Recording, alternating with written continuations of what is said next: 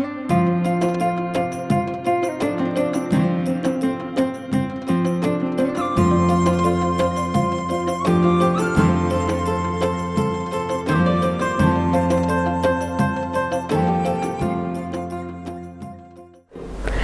malam, selamat datang di acara Cerita Pekan Nusantara Junior School Sekolah Dian Harapan Lipo Village. Saya Ibu Eva, Head of School dari Sekolah Dian Harapan Lipo Village, yang akan membawakan sebuah cerita dari Kalimantan Selatan. Judul ceritanya adalah Raja yang Bijaksana. Cerita itu diambil dari buku ini, Cerita Rakyat Nusantara karangan Suryani Wulan dan Imam Moncol. Mari didengarkan sama-sama ya ceritanya. Di sebuah kerajaan ada seorang raja. Raja ini sangat terkenal karena rajanya baik hati dan bijaksana. Di kerajaan itu tinggal pula seorang ibu yang sudah tidak memiliki suami. Suaminya sudah meninggal dunia. Nah, ibu ini memiliki seorang anak laki-laki. Anak laki-laki ini rajin sekali membantu ibunya. Ya, dia sering membantu ibunya di ladang, dan karena mereka memang tidak punya penghasilan yang lain, maka ibu ini bekerja dengan rajin di ladang itu. Anak ini seringkali membantu ibunya. Kecuali kalau dia tidak membantu ibunya, maka ia akan pergi bermain-main. Nah, pada suatu hari ia bermain-main dengan seekor nyamuk. Wah, coba ya dibayangkan ya, main sama nyamuk itu gimana caranya ya? Ibu Eva juga bingung tuh caranya bagaimana. Tapi anak ini bermain dengan seekor nyamuk karena dia nggak punya alat mainan yang lain. Jadi ketika dia menangkap nyamuk, nyamuknya itu diikat dengan tali, lalu dibawa oleh anak ini, nyamuknya ini bermain-main. Nah, pada saat itu dia bermain-main di halaman istana raja. Raja memang mengizinkan istana raja itu untuk siapa saja boleh datang. Karena hari sudah malam dan waktunya dia ingin bergegas pulang untuk membantu ibunya. Lalu anak ini berkata kepada raja, "Raja, boleh nggak aku titipkan nyamukku ini? Dititip di sini ya, besok kan aku datang lagi main ke sini. Jadi aku titip ya Raja." Terus raja mengatakan, "Oh boleh anak yang manis, ikatkan saja di tiang ini.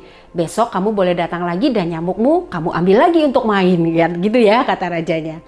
Akhirnya anak ini pulang ke rumah dan keesokan harinya seperti biasa setelah dia membantu ibunya, dia pergi lagi. Dan dia tentu akan mencari nyamuknya ya, karena dia mau main sama nyamuk itu.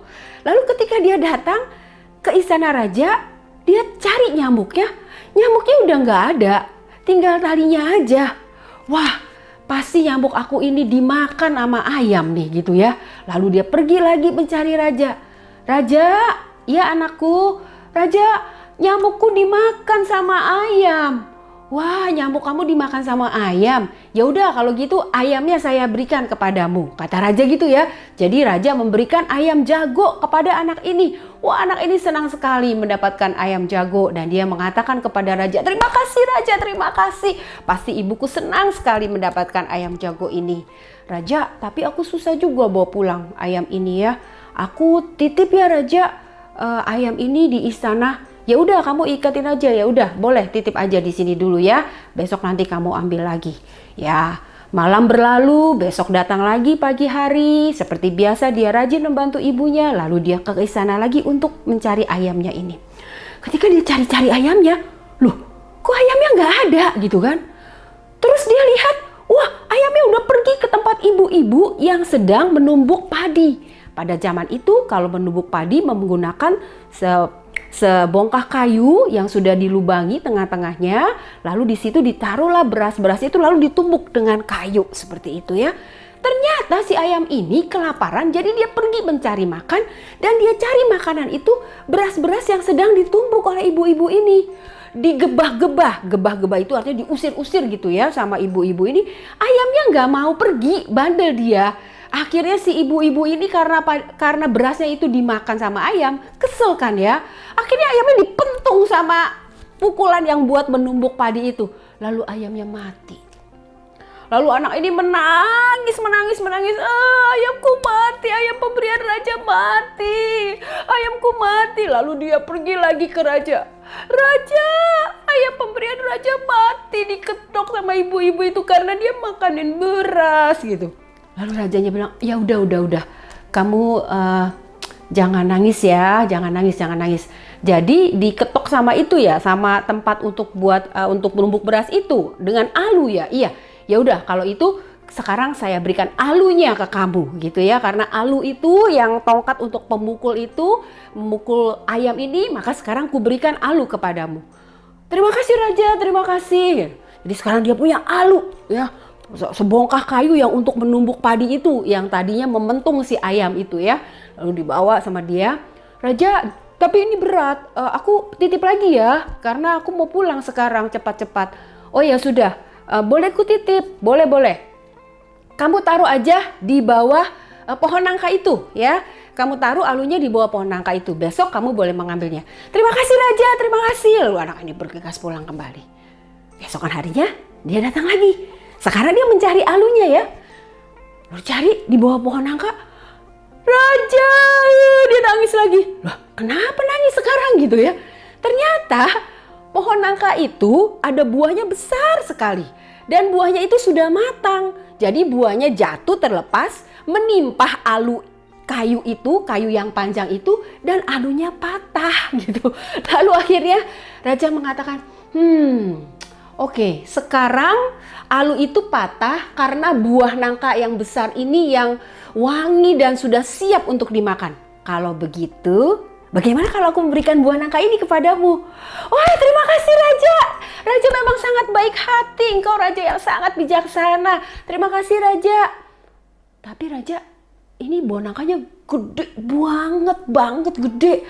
Aku nggak bisa kalau bawa sendiri. Pasti perlu bantuan. Dan sekarang aku sudah tidak bisa menemukan bantuan. Bolehkah aku titip? Gitu ya. Terus kata raja, boleh kamu titip. Kamu gerek aja, tarik aja itu ya, buah nangka yang berat itu ya. Lalu kamu letakkan di dapur. Oke? Siap raja, terima kasih raja, saya akan melakukannya. Lalu anak ini menarik buah nangka yang besar itu ya, dibawa ke dapur. Wah, dia senang sekali ya. Wah, besok aku akan mengajak teman-teman untuk membawa pulang buah nangka ini, ku bagi kepada ibuku dan teman-temanku. Nah, dia pulang ke rumah. Malam itu, putri raja yang masih kecil, kira-kira umurnya sepantar anak ini ya, seusia anak ini, datang ke dapur untuk mengambil makanan. Ketika dia masuk ke dapur, dia mencium bau yang harum sekali. Hah, ada bau nangka, pasti ada nangka di dapur ini. Lalu dia mencari dan dia menemukan di lantai di pojok dapur itu ada buah nangka yang wangi sekali. Lalu dia memanggil tukang-tukang masak ya yang ada di sana itu.